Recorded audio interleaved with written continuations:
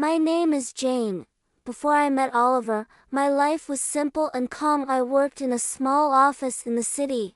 I lived alone in a quiet flat. I cooked easy meals, watched movies at night, and enjoyed my peaceful routines. I did not have much, but I felt safe inside my world. Then one evening, a friend invited me to a small dinner at her place. I almost said no because I was tired, but she insisted it would be calm and short, so I went. That night, I met Oliver. He was quiet, gentle, and soft-spoken. When he looked at me, his eyes felt warm. When he spoke, his voice felt steady and kind. We talked about simple things: work, life, small dreams. I felt comfortable around him in a way I hadn't felt in a long time. When I went home that night, something inside me felt light. I couldn't explain it, but it stayed with me. A few days later, he messaged me. We met again, this time walking in a park near my home. The sky was clear, people sat on the grass, and everything felt peaceful. He asked about my life, my habits, my favorite food, my favorite music. His attention felt sweet. I felt seen. Soon, we started meeting often. He brought me small gifts: a flower, a drink, a note. He said he thought about me during the day. I smiled more. I waited for his messages. I began to feel special. My friends noticed the change and said I looked happier. And for a while, I believed I was. One evening, as we sat near the river, he told me he wanted something serious. He said he wanted a real relationship. I said yes without hesitation. At first, everything felt warm and easy. He called me every morning. He asked about my day, my meals, my plans. It felt caring. At first, slowly, things began to change. He started asking more questions: who I talked to, where I went, why I liked certain people. His voice stayed calm, so I told myself it was normal. I told myself he just cared. Then he asked me to spend less time with my friends. He said they were a bad influence. I didn't agree, but I didn't want to upset him, so I slowly stepped back from them. He said he felt better when I stayed home. I wanted him to be happy, so I agreed. Little by little, my world grew smaller.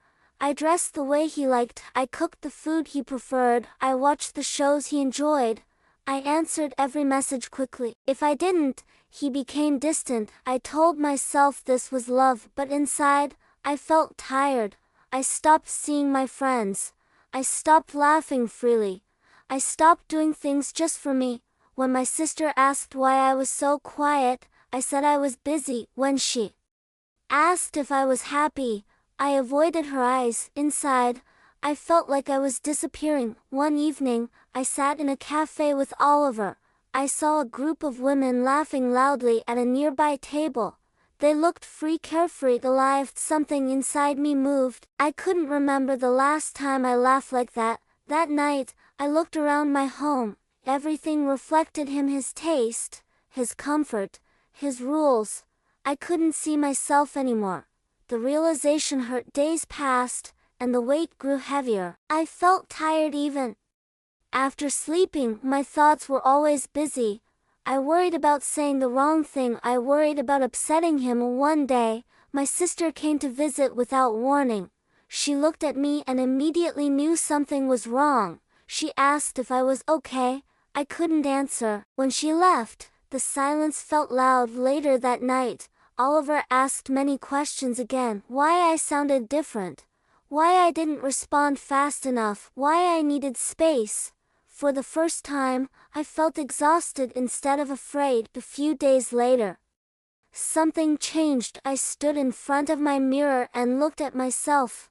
I barely recognized the woman staring back. I touched my hair and realized I had been shaping myself for someone else. That moment stayed with me. When Oliver called again, I told him I needed time. I needed space to breathe. He didn't like that. He said I was pulling away. But for the first time, I didn't apologize. When the call ended, the silence felt strange, but also peaceful. The next morning, I opened my window and let the fresh Air and I watched people walking below, laughing, talking, living freely. I made tea and sat quietly, feeling something return inside me. It wasn't happiness yet, it wasn't confidence. It was something softer, it was me, and for the first time in a long time, I felt ready to find myself again.